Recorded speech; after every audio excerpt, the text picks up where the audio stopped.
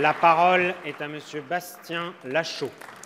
Monsieur le Président, mes chers collègues, ma question s'adresse au Premier ministre. L'État et ses entreprises publiques sont la propriété de ceux qui n'ont rien.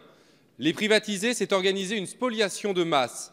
Les Français sont majoritairement opposés aux privatisations, mais vous proposez de vendre les aéroports de Paris et la Française des Jeux. Rien ne le justifie.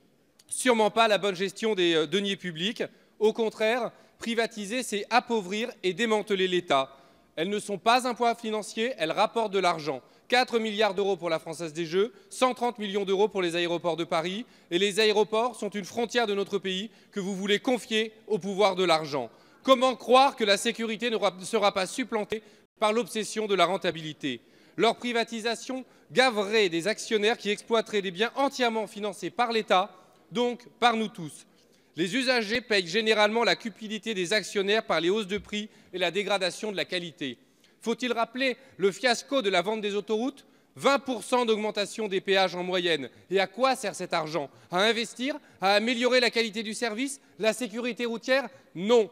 Les actionnaires se distribuent 95% des bénéfices, se construisent d'immenses richesses privées grâce à l'accaparement des biens publics avec la complicité des gouvernements.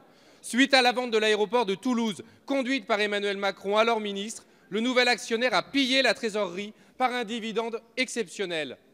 Les différentes privatisations de ces 30 dernières années ont été de vrais scandales. L'opacité ne peut plus être la règle. Le patrimoine public appartient à toutes et tous. Aussi, voici ma question. Acceptez-vous de geler toute privatisation tant que nous n'aurons pas un bilan détaillé et global des ventes précédentes?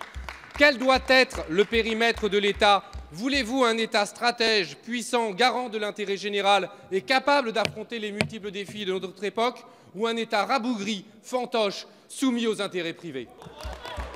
Merci, Monsieur le député. La parole est à Madame Delphine Gény-Stéphane, secrétaire d'État auprès du ministre chargé de l'économie et des finances. Merci, Monsieur le Président. Monsieur le député Bastien Lachaud, Mesdames et Messieurs les députés, Monsieur Lachaud, je peux vous confirmer que nous souhaitons un État stratège et puissant. Et c'est donc dans cet esprit que nous souhaitons investir dans l'avenir, dans le long terme, dans l'innovation et donner à notre pays la possibilité de se positionner dans des technologies qui vont changer la donne et qui vont lui permettre d'être fort et puissant dans l'économie à l'avenir.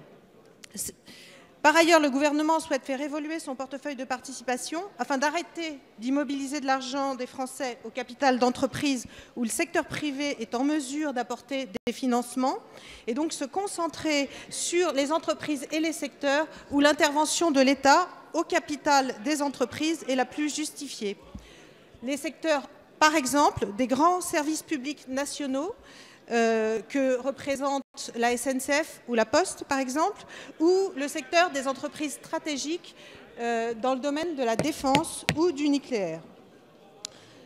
C'est dans ce cadre que le gouvernement sollicitera l'autorisation du Parlement dans la loi Pacte pour faire baisser sa participation au capital de certaines sociétés qui font aujourd'hui l'objet de niveaux minimum de détention fixés par la loi.